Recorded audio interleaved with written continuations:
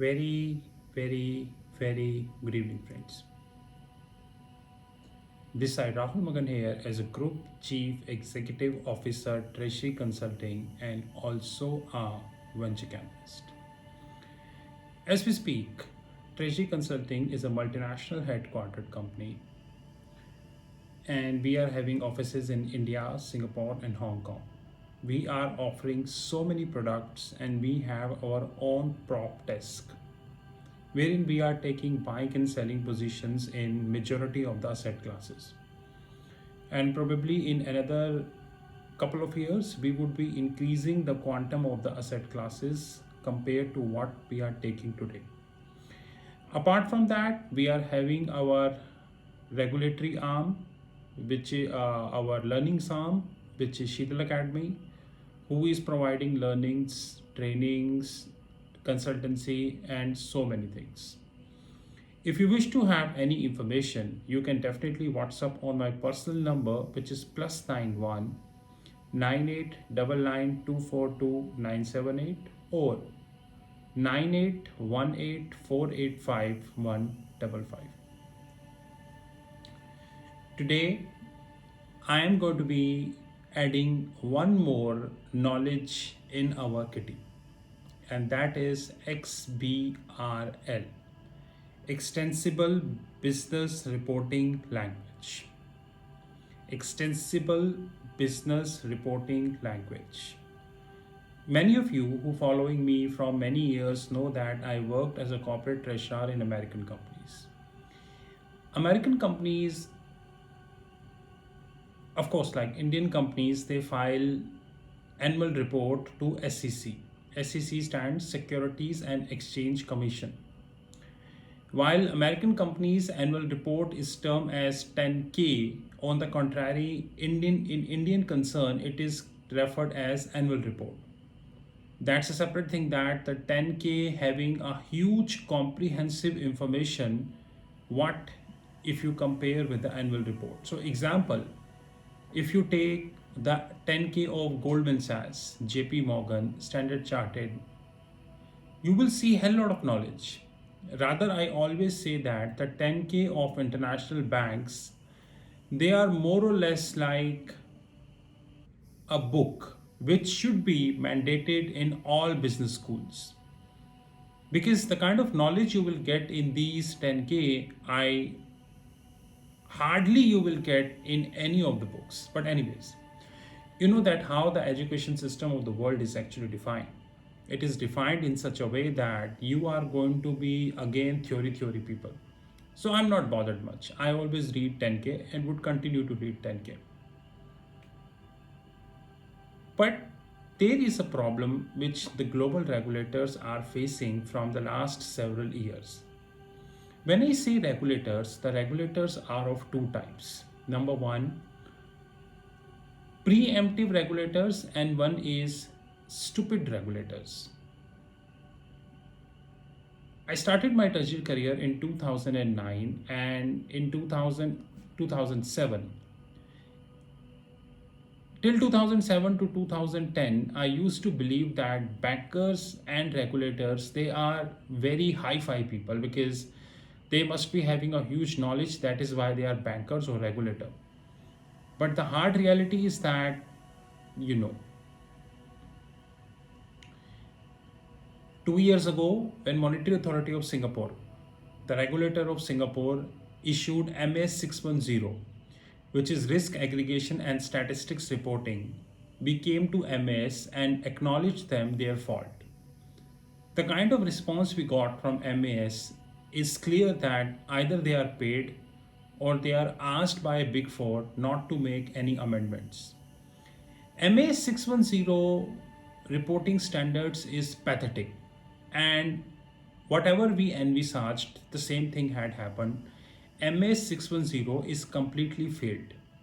If any so-called MS director or anyone who belongs to MS is watching this video, then my number is +91 9899242978. Now, the data size is growing extensively in the world of finance. Now I'm going to be covering XBRL this time in this video for banks, not for corporates. I repeat, for banks, not for corporates. The data size is increasing at a very faster pace. And many of the data which the banks are holding in their balance sheets is completely redundant. Now, I'm incorrect. I shouldn't say balance sheet. Rather, I would say that from where banks, basically where the banks are storing their data. Let's take my favorite bank, Goldman Sachs. Goldman Sachs is in fact, it is disregard to Goldman Sachs if we say that it's an international bank. I would say it's a global bank.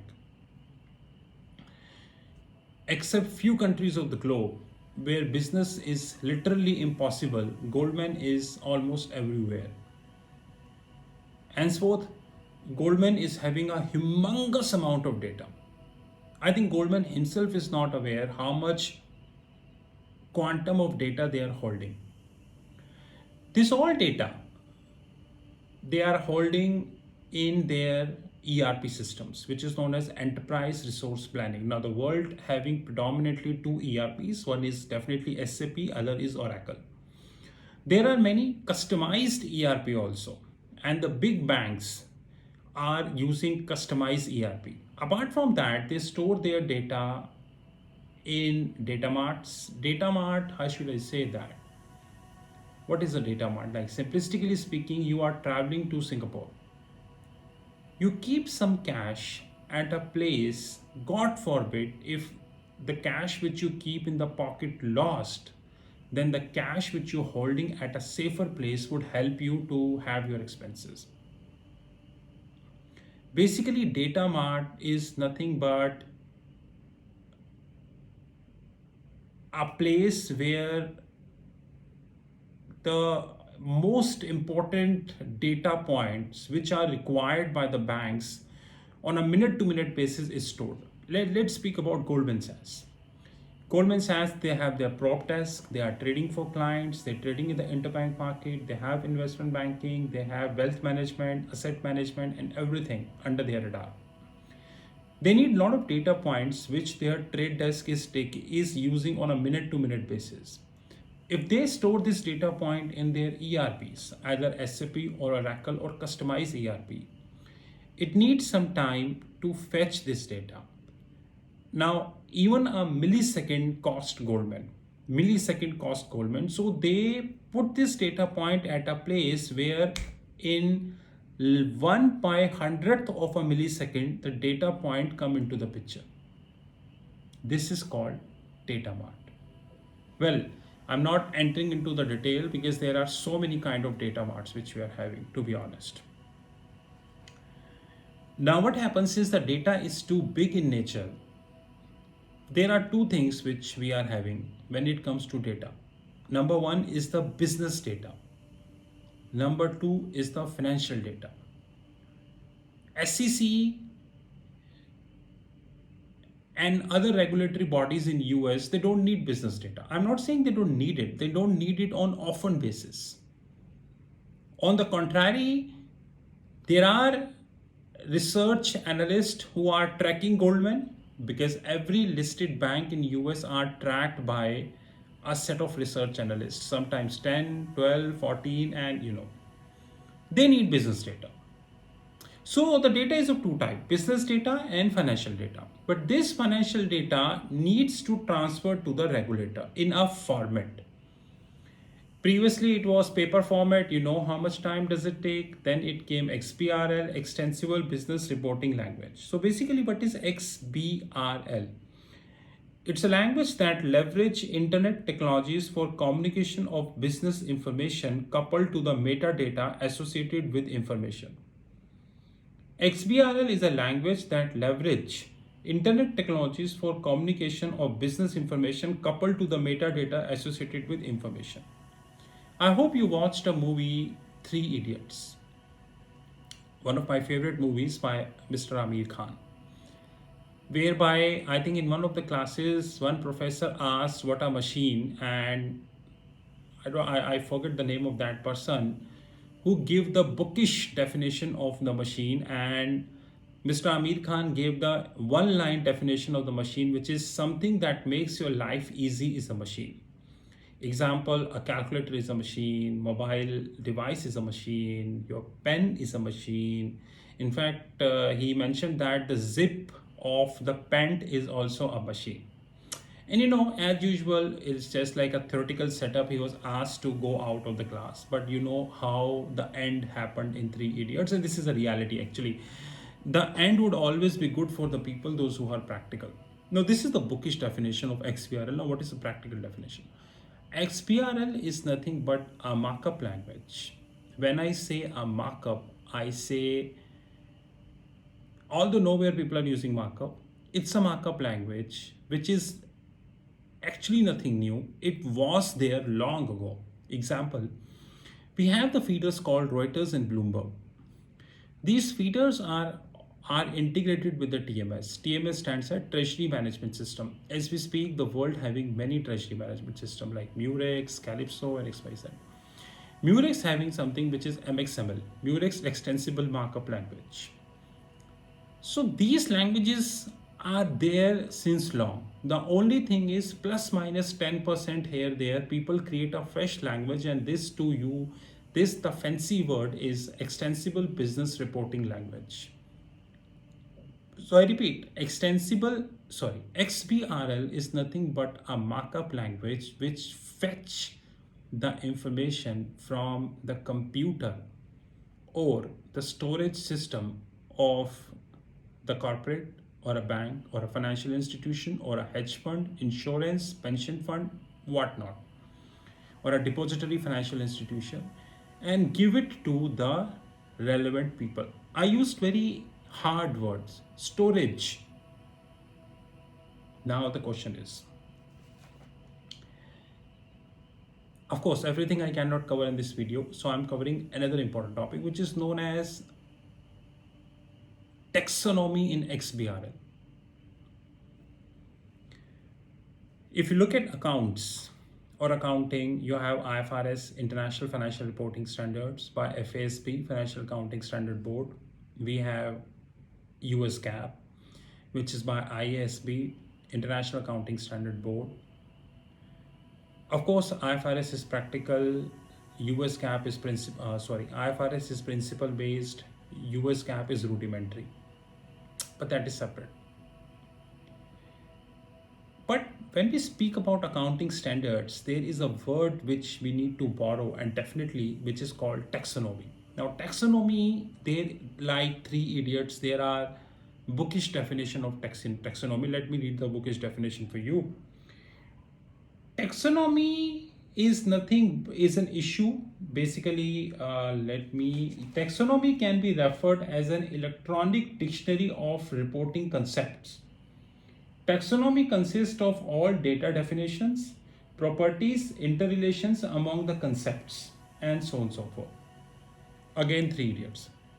But like Mr. Amir Khan said in the Three Idiots, in one line, what is machine? Anything that makes your life easy. Taxonomy is nothing but the branching. Straight. When we branch the concept, this is called taxonomy. Taxonomy can be used in derivatives, it can be used in accounting, it can be used by hedge funds, pension funds, or anyone. So the taxonomy concept used in the XBRL is nothing but a stupidity. Taxonomy was there, is there, and would be there. Now the question comes, what should be the actual taxonomy in XBRL compared to what it is? Every annual report or 10K of any company is, or any bank, financial institution and all, is actually vetted by two set of people. Number one is the big four, basically the auditors. How well auditors are handling this, we know. EY, KPMG, Deloitte, PwC. You just open the Google and you see yourself the kind of scandals they entered up. Another is the valuer. People like us, those who value the bank, those who value the share price, those who value the tangible, and so many things. We define the financial statements into three parts: top line, middle line, and bottom line. and these three are having multiple taxonomy. So let's talk about very important, which is bottom line. In bottom line, we have a taxonomy called basic EPS, diluted EPS, and adjusted EPS.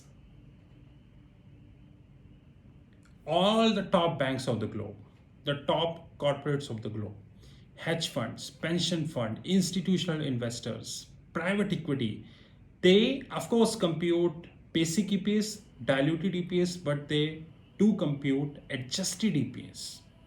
And this is more important because we are in 2021, we are not in 1821.